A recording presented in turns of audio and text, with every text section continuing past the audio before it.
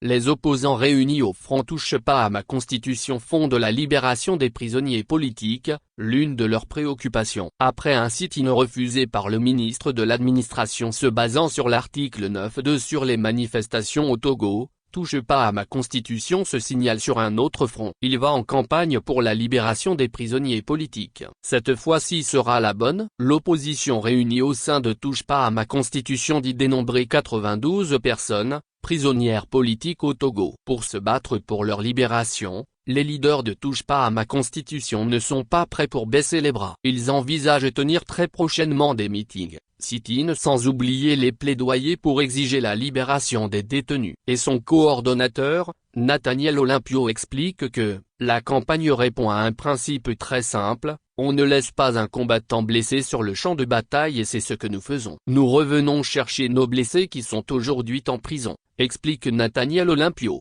le porte-parole du mouvement. Comme action à mener, du porte-à-porte et des distributions de tracts en faveur de la libération des prisonniers politiques du pays qui croupissent dans des conditions inhumaines, selon une déclaration écrite de la coalition.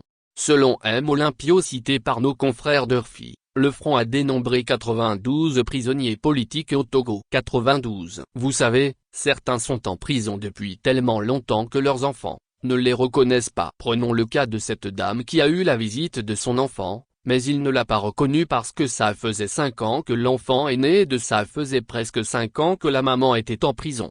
Nous ne pouvons pas, en tant que responsables qui avons appelé les gens à manifester et les gens ont été arrêtés au cours de ces manifestations, nous ne pouvons pas ne pas nous battre pour que ces gens recouvrent la liberté. C'est le sens du combat que nous menons, d'autant que la lutte n'est pas terminée, confie-t-il à notre source. Avant d'expliquer le sens de la démarche, nous devons donc leur adresser un signal clair, que personne ne sera abandonné en cours de lutte.